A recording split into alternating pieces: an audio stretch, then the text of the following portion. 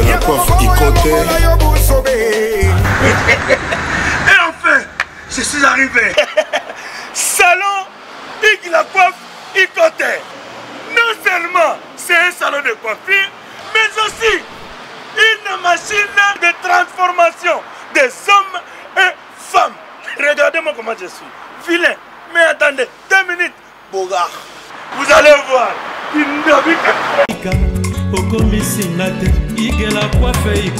Hugues la coiffe Ikoté.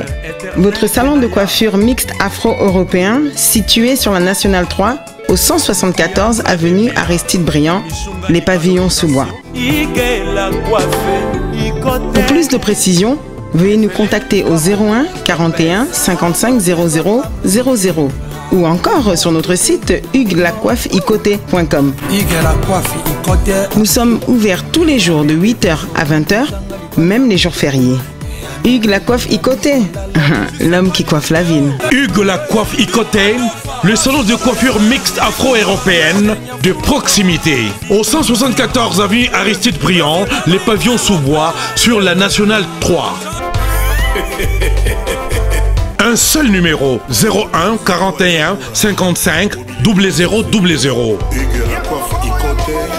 La beauté de votre chevelure chez votre frère. Hugues la coiffe Ikoté, même père, même mère.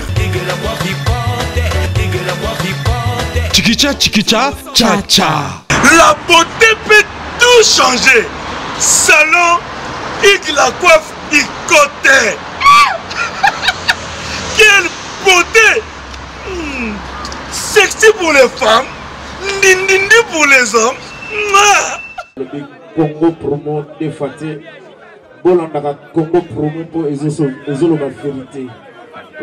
Avec Congo promo, it's not the same. C'est pas pareil. Rafinguendo. Check. Rafinguendo, félicitations. Pour la promotion, c'est la rapport à l'artiste. Que Dieu te bénisse. À connaît pas demander, il n'y a rien en face. Congo promo. Rafinguendo nde. Rafinguendo. Congo promo. Merci nada bena fier na Congo promo. Et ça sito yo bena no number 1. Do sito yo bena intellectuel. Boss Rafinguendo en tout cas na passivement bambot. Rafinguendo le présentateur la force créative Congo promo. Congo Boroto ça la force militaire na Congo promo.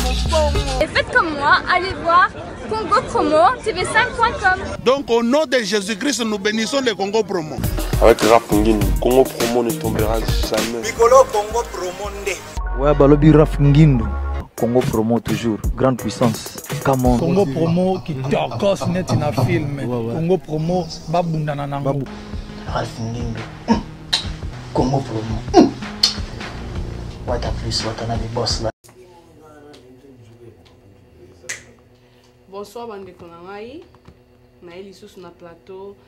ya mbalo na ye nazanga moko te na ye tozolobela sikoyo makambo ya mboka naza na moko na biso analyste oyo ayebi makambo ya mboka oyo ayebi makambo ezoleka na mboka na Congo na biso na minute oyo ye moko ako se présenter. Donc bonjour papa. Bonjour Gloria. Boni. Oui, ça va très bien, ça va bien. Le Congo promo. Tout simplement, nasepeli mingi papa koyambo na plateau na ngai lelo donc balobi yo nde oyebi makambo mboka awa na Dallas biso toza biso bana miki toyokaka kaka me lelo na yambo na plateau na ngai po o s'expliquer biso makambo nini ezoleka na mboka ya Congo parce que ezosala biso nyonso pasi toza bana me tomonaka na ba YouTube makambo ezoleka partout na ba Facebook bapostaka yango donc papa lelo ozoyebisa biso mais d'abord bato balinga bayeba kombono ezali nani et puis tout va. Oui, merci beaucoup pour l'occasion Congo Promo. Tu m'offres pour m'exprimer sur ce plateau. Comme on a Aaron, Moulanga et colonel Van, la carte combat, la carte résistance, nous allons colonel. Pas matin, nous allons dire Mama Pinga pendant la solo et Makamba Mboka. Nous allons membre du bureau politique il y a parti du peuple pour la convention et la démocratie, ou si vous voulez, la convention du peuple pour les progrès et la démocratie, CPPD en cycle. Oyo, et Kamami, la mokonzi général Mounene, Faustin Mounene, Nganazali, secrétaire national chargé, il y a information, communication, presse, Nayango, Nazali porte-parole, il y a parti, à Nakati aux États-Unis. Voilà ce que je peux vous dire en bref. Donc, merci papa. Boyoki papa na lobby apesi bino ba kombo na ye apesi bino détail moké oyo ya ye asalaka a na kati ya États-Unis. Donc papa makambo na moni na Facebook makambo zoleka na Congo, donc bato ba lobby balingi susu président Otozana a été, donc to éviter soki a kolongwa ou bien kolongwa te baloba ki décembre yango elongwe eleki sikoyo to eba soki a kolongwa ou bien kolongwa te poto lembi. Voilà. Mboka na biso ezali animé na ba acteur moko bazali ba Machiavel. C'est-à-dire que bato moko mitu na bango eza corrompu, mitu za kopolo na kati. Oyo lelo yo bazui vrai surnom, bazui comme ya ba médiocre. Mboka na biso eza animé na bato moko bazali na souci ya bato mosusu te. Parce que mboka na biso eza mboka moko comme des temple sataniste. Parce que na valeur ya ba sataniste mabe ndezali malamu ndezali mabe pona bango. C'est-à-dire que on surtout les kanambo na biso mabe wana pa na bango za bien, il faut ba activer ngo et pelayer sur makasi. Mais en même temps ezali insouciance ya population, insouciance ya peuple oyo bazali bango ba bengami pona ba gouverner bango. Parce que sans peuple bango ba ko kozala ba poste wana te. Bayar na poste wana pour gouverner le peuple, mais tant que na poste sika wana bazara su na souci ya peuple te, et comme souci ya moko azana na RAV4, azana na navigateur, azana na Lincoln, ba Mercedes, ba château na États-Unis, na France, partout bana na bango betanga partout na Canada, na États-Unis. Mais bateau yo na fief na bango na ba circonscription électorale na bango sika ba votaka bango ba souffrir ba sala kata œuvre moko te na tanga komba ya moto. Si vous prenez un exemple, mais en général, Assemblée nationale, les députés ce sont des médiocres. Les députés sont des fanatiques, des musiciens. Qui ne sont pas filmés, ils sont pas yoshi, pas filmés, ils sont dans l'intercontinental. C'est-à-dire que les valeurs, les députés sont dans l'intercontinental pour avoir occasion comme député. À mon avis, on a musique avec envié. Mais pour le rôle, qui est yango, ils ont sauté. Mboka na biso lelo oyo na buzoba wana na ba escroc oyo ba jouera ba rôle moto benga ba femana akoyiko bimana ya zanganga na banganga ya solo ba sangisi ki diabolo nyonso na mitu ya bato wana balingi nini balembisaka peuple. Mboka koma temple ya bondoki kisi na ba maito melaka kisi partout to lekaka na yango esali en sorte que bakonzi oyo bazali kokonza mboka bazali ko activer naïveté na population na ko encourager ka babiloko za na tina te pour distraire peuple masanga publicité ya masanga publicité ya ba cigarette publicité ba école les alités ba hôpitaux les alités mboka comment na ba orchestre mike belé mboka za na makambo minene ba acteur pendant ya mboka balobaka eloko moko te suka na yango tomoni mboka na biso et comment diriger sous occupation ya ba voisins na biso ba Rwandais, ba Ougandais, ba Burundais. Tokoki koloba même participation ya MONUSCO na mboka za occupation. Parce que na tomona te na mokili oyo mission militaire moko ya sécurisation ya paix na kati ya mboka lokola MONUSCO et vanda 20 ans. Pendant ces 20 ans là, to compter 12 millions de morts. Mais bango bazawana pas surveiller ya kabasa ya côté. Alors analyse que pesa que mboka na biso ba pesa wana maboko ya bapaya wana baya ko sakana na biso pamba te bakozana na souci ya mboka na biso te. Bango ba ko fungula ba couloir pour ba piller mboka na biso parce que souci ya Rwanda mutaliboso ba pesa mission wana akamati instrument na bango Hippolyte Kanambe alias Joseph Kabila batie wana po aza c'est un imbécile c'est un imbécile aza zoba imbécile laxi muto aza zoba donc zoba moko boye oyo azana même pas na i bien oyo ya ko répliquer tant ba que non biso to na posa au katela biso parti ya Congo a boyate yango to komona lelo moko na biso komi na ba faction rebelle na kati ya mboka ebele e karamanga côté moko ya est wana alors tu komona nini ba faction rebelle wana en réalité ndambu baza sala musala ya mission ba pesa ki Hippolyte Kanambe pona ko boma ko diminuer population congolaise de 80 millions et au moins 55 millions il faut au moins 25 millions pambate ba créer zone tampon ba loger ba Rwandais ba Ougandais ba Érythréens ba Soudanais na ba bazo bengana kuna na Israël bazo yaka ba tsa ba na moko na biso. Alors tous les restes ba faction rebelle wana ezali ba gang oyo bazali armée ba yebana pana ko timolaka ba yibaka bomengo mboka ba fournir na ba étranger ba tourner na mboka masala basalaka ezati po mboka et avancé il y a pas d'hôpitaux il y a rien ba avion ekitaka kuna na est et Timoli et qui n'a encore dans est ba hélicoptère zo kitawana et Timoli atina basak et Maté Kei en même temps Kinshasa Congo en général passe et en cela stratégie bazo ko na yango bato bazo diriger na ye Kanambe azali ko terroriser mboka ko bomaka population pour bato ba comme na terreur yango tozolo ba le gendarme du monde des États-Unis alingaka comme un terroriste était mais azo coopérer un terroriste Kanambe c'est un terroriste azo terroriser la définition de terroriste c'est quoi c'est celui qui crée la terreur il y a ça la terreur à pas mater azo ko boma na misu na bango akamati même abomi même ba américain ou ba yi la mission na mboka aboma bango cela veut dire on a maintenant un certain Django ou to éviter de passer comme on dit mutu moko boye azo boma sans pitié et puis na misu na bato surtout alors bato bazali ko encadrer ce sont nos propres frères congolais ba gouvernement na ye mingi ba congolais et puis batango ba gouvernement wana bazali ba ko ba échantillon ba titulaire il a chaque poste oyo ndeko congolais azo occuper titulaire na yango aza rwandais bazala dans l'ombre bango ba pesa ba ordre na Kimbuta na ba Cheo Kitundu chaque poste na armée titulaire nango azali rwandais mais bango ba négociation ba congolais bazali ko kanga misu munoko basala le côté parce que bazali affaibli na corruption bazali pourri jusqu'à la moelle épinière na corruption oyo ba ndeko ba pesi kombo ba gourmet ya soupe ba melaka ba soupe alors que misunya ya nzungu wana balia kangote ba melaka soupe bazomona ke soupe wana yeto nza bango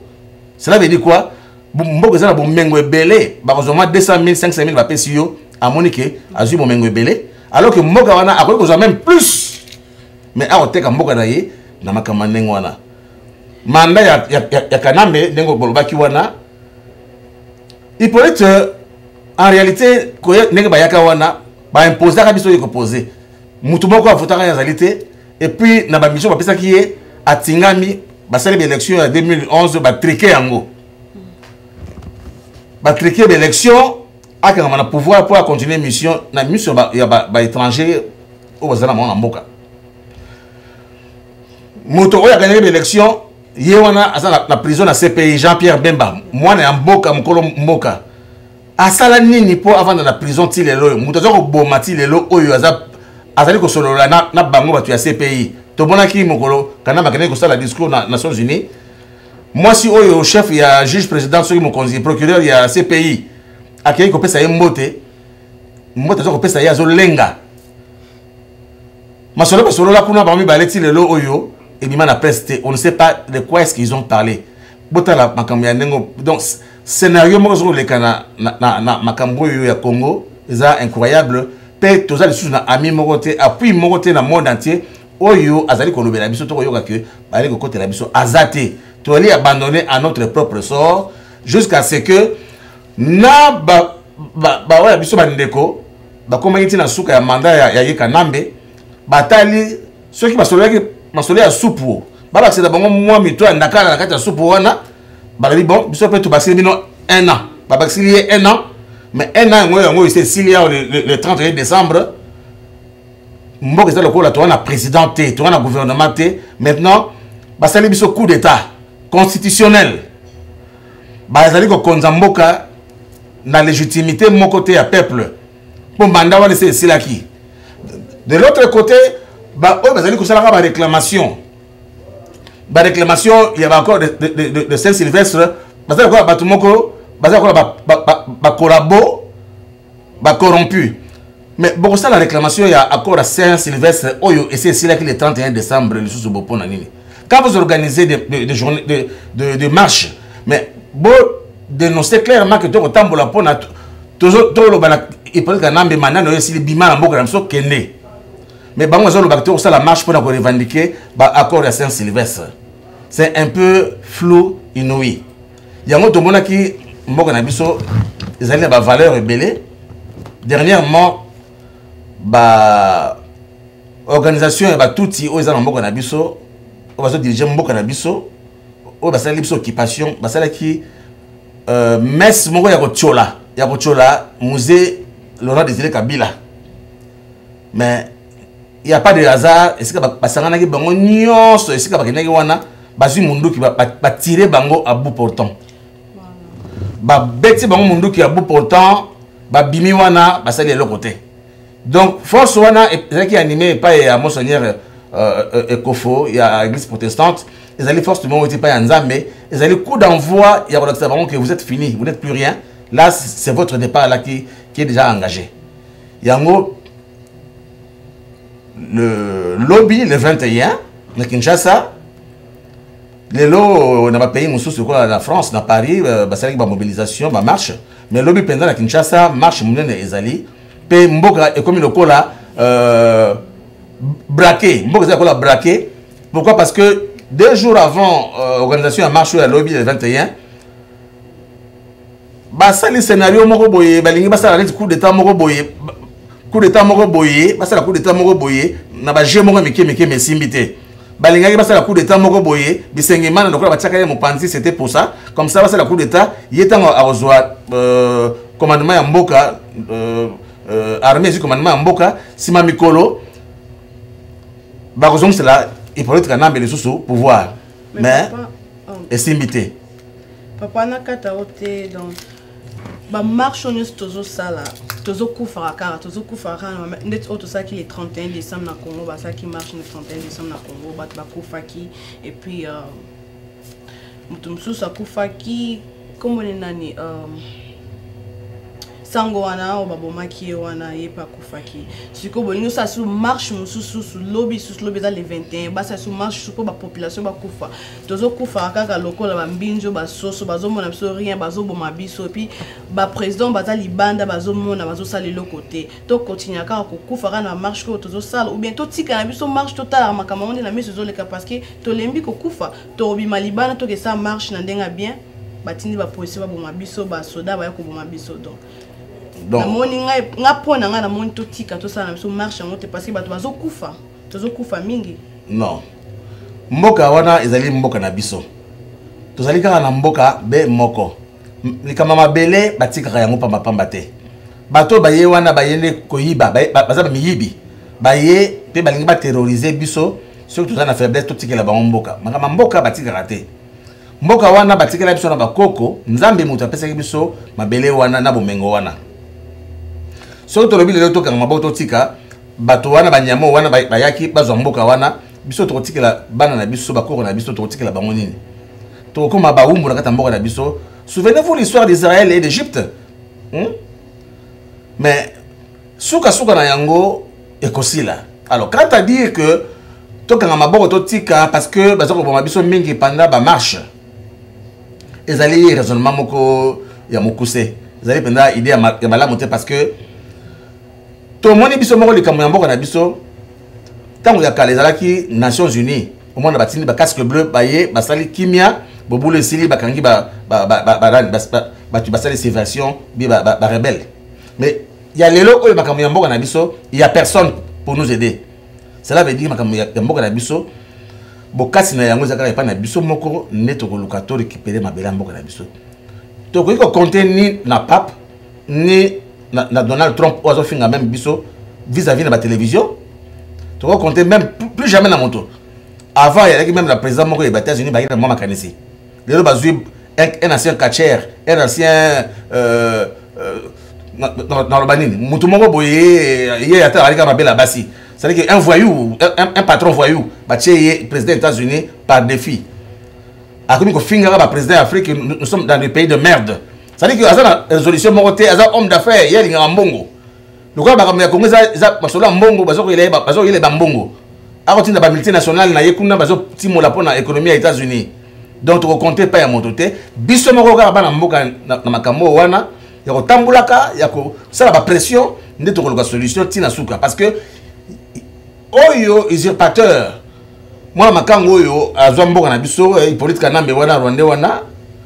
aloba ke ya okimate ya obimate walingi alongwa ba beta ile sasa na mutu akufa soki wana te alongwa te alors to sala ndenge nini ba benganaka occupation toujours na soulèvement populaire yango to bandi yango oyo za kosala malembe parce que mboka na biso to mesana na makambo wana te to vanda ba mule belé to yebi makambu ya ba soulèvement populaire te to yebi ba makambu ya ba génocide te to yebi makambu donc ça dit que le quoi c'est côté libiso to bani ko mesana na yango terreur oyo bazo créer pour na banque sa biso to banga on sauter. Même si biso ba population to bundi to zo bunda mais bato nanu baza na kati ya politique wana bato ba na kati bazo sala na président mingi baza ba congolais nde bazo sala na kati wana même si biso ba population to meki ko bunda to bundi ndenge ni mais bato bana na kati wana ba mona ba congolais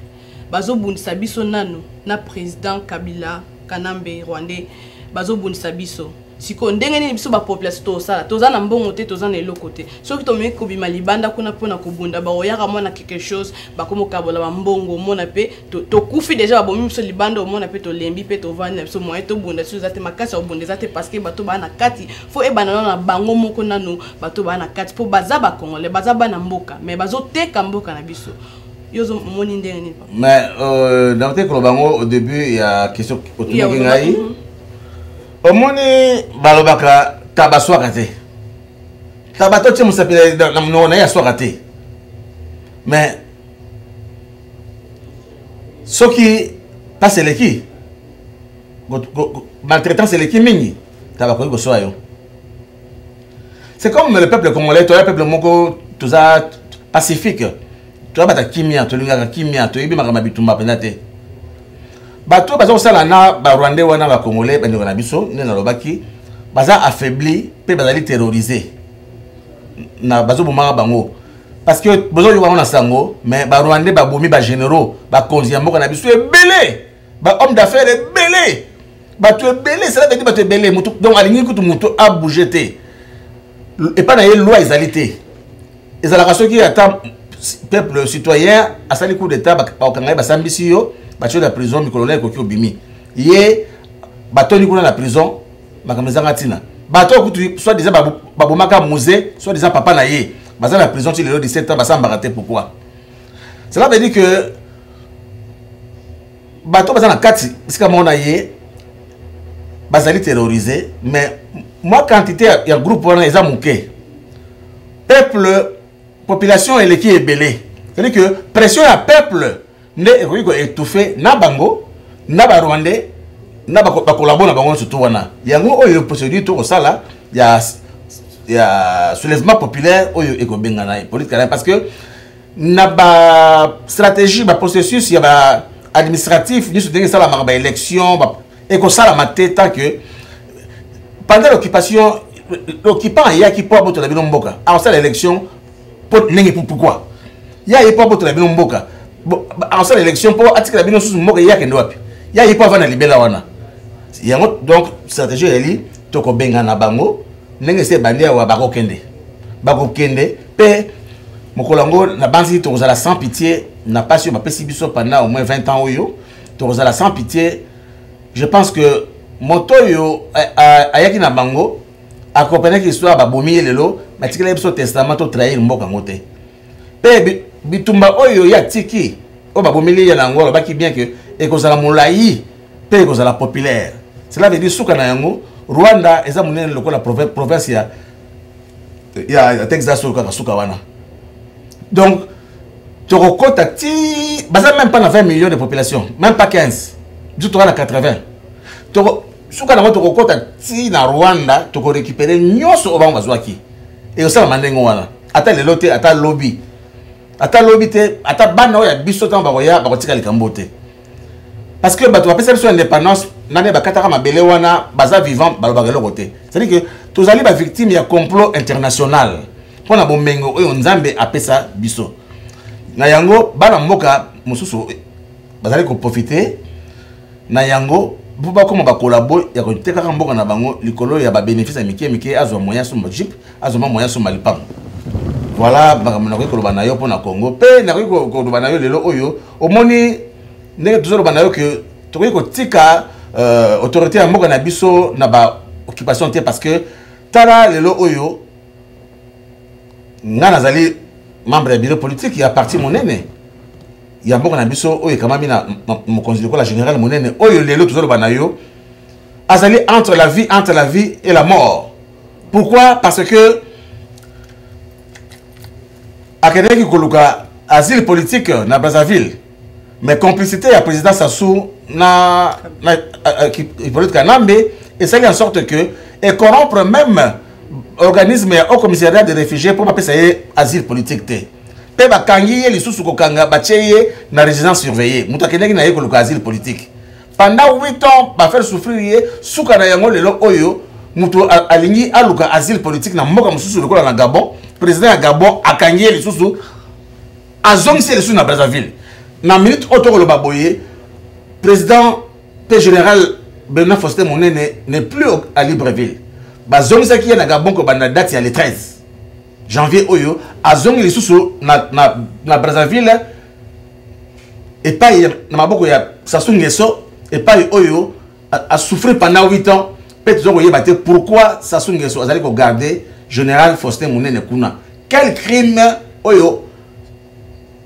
Faustin Mounene général a sali oyo bako ko séquestrer boyé. To senga na ba organisme nyoso Nations Unies. Ba pesa ye statut ya asile politique as ko ba libre payer moko aluka e pa ya liko ko vanda. Soki alingi abundela mboka na ye mabezalité. Mais pour l'instant, Azoko Senga asile politique pendant 8 ans Azoko Yangote pour nini mabenini oye asali. Pe tozali contre toute procédure ya kolukaba extradé na Kinshasa pour Kanambe azali ko boma sans pitié ayebi que général Tigre azali moko ya mapinga oyo azaka capable ya kosukisa makambo oyo sala wana. Yango peut être belela na occasion oyo pesinga micro to belela bana mboka pe ba organisme ba association ba ONG mboka na biso ya ko tellement ya ko la pression na président Sassou aye bate azali beau frère na biso bokilo na biso abala oya biso mwana oya biso sœur oya biso maman bana na ye baza ba neveu ba nièce ba koko ya biso to ali famille azana mutema malamu ya ko comprendre que Congo Brazzaville na Congo Kinshasa ba clause oh ezalaki ba extradition ya ba agent politique ici Koufa ça n'existe pas akoki ko extrader réfugié politique na Kinshasa pour à livrer na maboko ya Hippolyte Kanambe quel que soit ba million oyo Kanambe ko pesa ye ezali mongo ya babokilo na ye ba congolais ex bazaïrois. Voilà ma banaki ko belela na minute oyo ce qui concerne arrestation ou enlèvement du général Mounene. Voilà, bandeko Congo Promo TV, boyoki papa ndenga lobby. Bon papa nga nazaka na question moko ya ko poser lobby marche eza lobby na Congo. Conseil nini yo koko pesa ba frère na ba sœur na biso pona ba oyo ba kokendo sala marche ba kobima bandako na bomba yebiki to bima et puis to kozonga. Conseil nini koko pesa bango pona marche ya le lobby ya le 21 en janvier. Conseil oyo na yeko pesa na ba compatriotes congolais et congolaises nyo surtout na ko landa biso ezali bala na ba mot d'ordre oyo ba dirigeant ba leader ya ba cellule politique ba groupement oyo bango bazala ngo attaché ozo ko pesa bango ya ko landa so balobi to itinéraire ya marche ezali boye objectif ya marche ezali boye batosa yango babanga te basede na ba pression te basede na ba panique te na ba terreur wana te tala je balinga kosala ba entouré ba église de la Saint Joseph, Saint Alphonse, Saint Dominique, Notre-Dame ba entouré yango na ba gens aner po baluka moyen ba kotisa minduki na ba chambre ya basango kuna po basala je oyo basala ki epai ya Coutino. Si maintenant ba que basango bazali ko importer minduki po ba fournir nango ba opposer basala la subversion coup d'état. Je wana tout suite yebi yango to dénoncer ngo na ba média yango moni ke coup d'état basala ki lobby simbité. Si la minute au toujours ba comme il faut fouiller la voiture. Circulation est comme vraiment alternée donc moi était passé. Ba comme il faut fouiller la voiture besoin que luka minduki na ba stratégie le kuta pour ba ça la ngo le quoi na ba église ba koti minduki te to ko comme on a peut-être ba kotia minduki na voiture ya moto moko chrétien moko boye pour chrétien moko ba fabriquer parce que kanambe na système na ye a fabriquer ba double il y a ba organisation officielle à l'état asali aner ya l'état ezali asali pe aner oya bon abatu asali IDPS ya c'est-à-dire asali pe IDPS ya Chibala donc asali kamona sapu existaka asali pe kamona sapu na ye bon abatu c'est-à-dire que azoko luka par tous les moyens asala ba biloko en doublure ba kotia manduki na voiture ya chrétien moko oyo ya kolabona bango po alo ba que non ba pesa ngamba minduki oyo na sango kingandi po ndaka no tia epai kingandi biloko ensuite to yebi yango bandeko mboka ezali ya biso ngai ndeko na bino epai na soko ba bino ala mabele ya États-Unis d'Amérique ezali que sengote to lo bana bino na musika boye to lo bana bino ki na Paris na États-Unis ezali pasi mingi ngai yo ndeko na bino to banda na bima na mboka Congo na makambo iko yanga na musala na zalaki pe membre ya organisation ya sécurité ya mboka ko banda na bima ti lelo na yebi ndenge Congo ezalaka te nano na zonga te pa mate makambo yo ezali makambo ya masekite baninga mingi bachaki maseki bakangama musu bakufa to la bana souci un jour to zonga da kufela baboti na mona balita la bango te ata to tina ba moyen ko kunda bango kasi na mona balita baboti na ngate na kufela bandeko na mona yango te ya pasi na motema mboka ezali ya biso yango to kobundela yango ti na dernière goutte ya makila ya tuta na biso po to récupérer mboka na biso to concéder na pression te mboka wana to yibaki yango te to defaki yango te pe ezali mboka ya kokabate ezali pe mboka ya koteka te ba Rwandais bazali ebele te bandeko nyoso oba kosala wana so to bimi na soulèvement populaire bandeko na banzi ONU et qu'on intervenir à kotika jamais que basase wana ba criminel ko la politique nambe aboma 2 millions mbala moko 12 millions mbala moko aboma ngote bobanga te lobby bolanda ba kaka lelo tozoloba bolanda ba mot d'ordre ya ba leader o bazali ko diriger bino na ba itinéraire ya marche wana pe suka na yango victoire ezali pa na biso. Bon, bandeko Congo Promo, merci mingi. Likamba pasi, likamba pasi, boki papa ndenga leli na micro ya Congo Promo. Elo kaka na yebisa bino bandeko na biso, marche za lobby, bosalaka attention, boyo kandenge papa lobby, ba conseiller sur papa PC pour na marche à lobby, bolandela kaka yango. Donc, merci. Gloria Yaweli. Donc, papa, ce qu'on a dit, le basuka pour te comme une fin émission na biso, o le basuka o lingi, o yebisa population congolaise, bato ba na mboka musika na Congo awa na Amérique, le basuka za na ngopo to kata émission na biso. Ngai penza davadi mingi na mabele ya Amérique te na zali penza résident na France, davadi mingi na Paris. Na yaki ko na famille ezali awa depuis un certain moment. Pe na bandi ko s'intéresser ya ko luka kosala ba structure da baninga o bavandi awa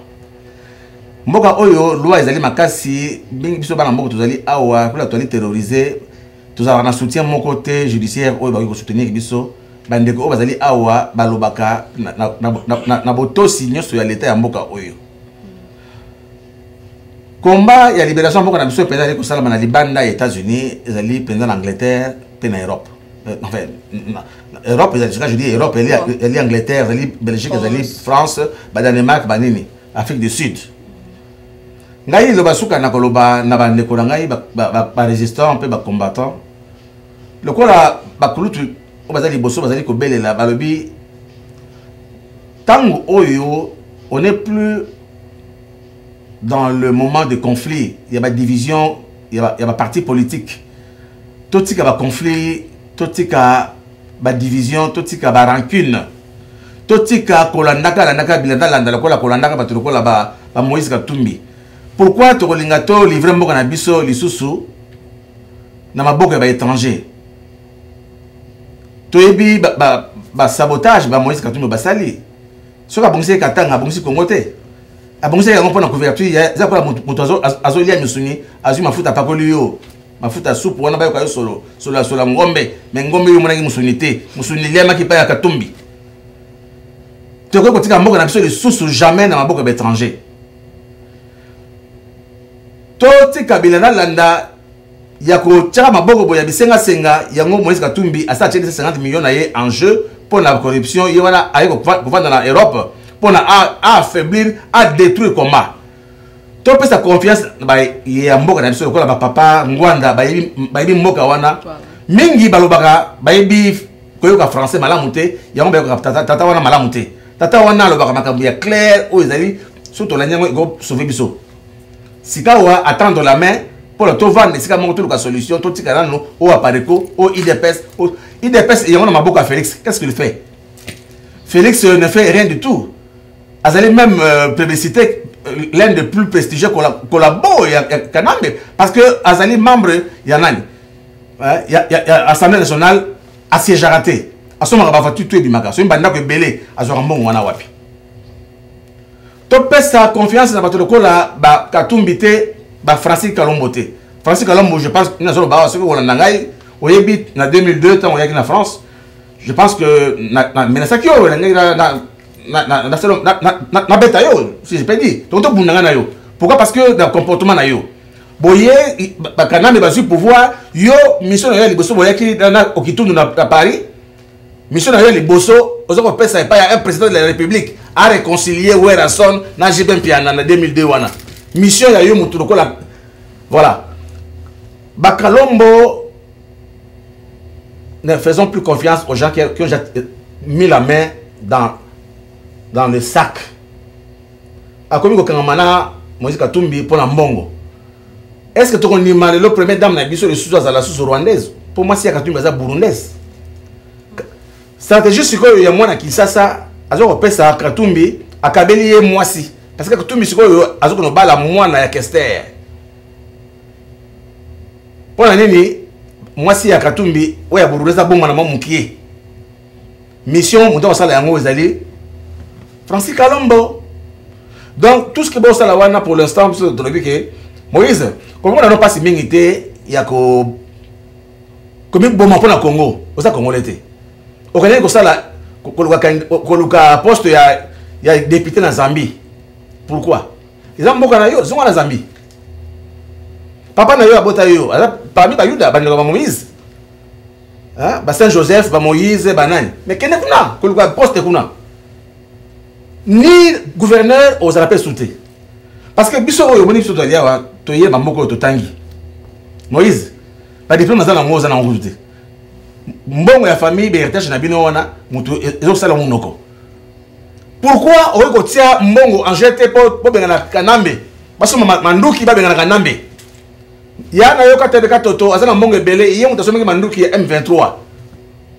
pourquoi yo ko sala ngote o lobi pe clairement que ozana mbongo mais o ko soma manduki te po benga na to lingi voie pacifique mais mutu azala ba karolonga wana na lisasi na mutu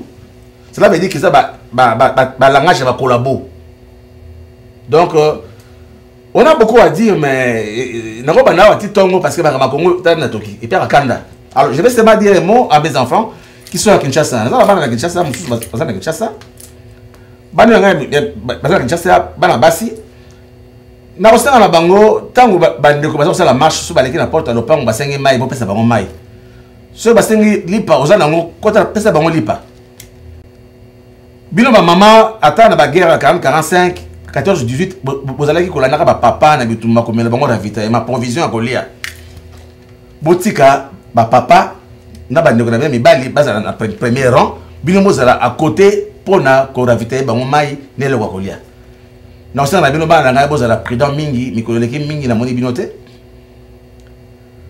naza na posa ata ndenge boyaka bozongaka naza na posa nazala na bino kuna parce que misala na ngai ezali kuna nzamba batela bino nzamba batela Congo ezali moko na biso bakoko batikala biso tokozwa yango ingeta. Merci papa na sepeli mingi bandeko na nga boyoki conseil ya papa ndenge apesi biso soki bandeko na biso bazosala marche ezala ya basi mibali baleki na porte ya ndako basengi mai bopesa bango mai bobanga kofungola porte te mpona ozobanga mindoki. Donc tokomi na fin émission na biso na opesaka bambote na nga bandeko na biso nyonso bacongolais bala misika oyo mpe lobi bakozala na marche. Donc nzamba abatela bino na ndenge bosala marche mobulu ezala te toyoka pe te oyo akufi parce que esalaka biso mpasi mingi. Merci mingi na boss na nga Raf Ngindu na opportunité oyo apesi ngai mpona nabanda kosala émission na site na ye bokobanda komona ngai à chaque fois naza na Dallas bokobanda komona ngai na émission na banda kosala. Merci mingi papa na sepeli ko yambone ya plateau na ngai lelo. Merci nga pe napesi yo merci mingi na remercier pe Congo Promo na misala awuti ko s'installer awa alingi penza a sala eloko mama lunga na kati ya mboka Dallas. Merci. Na kopesa ye félicitations à continuer misala na ye nzamba pombola ye misala na ye kende liboso na bosanité kopesa pe badlinga bandeko combattant on a tiki na Paris na Bruxelles na Luxembourg on a vana na bango surtout la pesa bango courage ba continuer tina suka vraiment en tout cas bazo bunda bakomi ba victime ko la bukechu akufeli ndeko na ye ba bomi kana makambo yo bandeko lokola ba odon odombo bandeko la babe masombo. Je pense que babe masombo na pesi mot ebele parce que yo zali na kati ya vous allez l'un de père spirituel ya combat nani oyo ngai na yo tozalaki bandeli mais nazalaki un peu en retrait parce que nazalaki na misala moko yaki un peu privé nakoki kota makambo wana na mte mais tala lelo nakoki mosika na ko s'investir awa pe bakonzi balandinga ti awa apesi ngai nomination oyo kilo munene na mapeka na kotika yango te yango nazo ko belela botelema makambo oyo ya mboka na biso nzamba pambola bino epai bozali mbula oyo 2018 na banzi tozwa kimia na mboka na biso pamba te mboka na biso eza na posa ya kimia eza na posa ya avancer tala Congo mboka bombengo ekomi l'un des pays les plus pauvres na Afrique eza likambo kamwa epesa pasi mi na motema yango totika yango te tobunda na yango nzambe akosala mécanisme moko boye oyo ekolibere mboka na biso mbula oyo ekosila te tokomona lebo du tunnel ingeta bato nyonso bazolanda yo nayebi te boss Raf Ngindu ayebisinga bi peselanga ye mbote parce que wana petit nanga makasi abina komisa bambote pana wana chaîne nanga wana TV nanga pona ko pona ko triquer même na yo nayebi obeta kati na boss na ko triquer Raf Ngindu que Dieu bénisse Congo Promo et yo moko Raf Ngindu donc voilà Raf Ngindu baza batunde ya babiso biso nde bato ba Raf Ngindu banda Kinshasa ti ba Boston de la Roma na Dallas mais tant que mandaki zolozina na ba Raf Ngindu bato belé banda ko ndima pete bato belé banda ko sana pe ba fier mais le Congo Promo tana ndenge je panzana je nteke ti na ba Afrique du Sud nteke ti ba Dubaï nteke ti ba Kenya nteke partout Kinshasa kutu n'en parlons pas, Mikili n'en parlons pas. Donc il y a toujours vieux moko le baga lo moko na vidéo mo que Dieu bénisse Congo Promo. Yende mutaloba muluba lobela on a tonalité ba luba pena donc yende mutaloba ko leka bisoto. Po ba tutu ba sala publicité Congo Promo to ko ba ko longola na bangwango. Mais vieux loba que Dieu bénisse le Congo Promo. Nde etika langa parce que au moment la Congo Promo ils ont matin. Et donc ça veut dire que Dieu a ça peut bénir Congo Promo. Na petit mot là-bas parce que Congo Promo ndé makambo. Ser na biso mo balobango la trachip na ba sandal moko boya. Abeta altanga kutu kombo na ngabe boy. Ndé moto na bato ba sala publicité Congo Promo ya danger bangwana. Après voilà. Donc côté ali Raf Ngindu bambote trop. Na pesi bana USA tout bambote. Bazan bozana motema donc tozana South Africa faut reconnaître bato bazo régner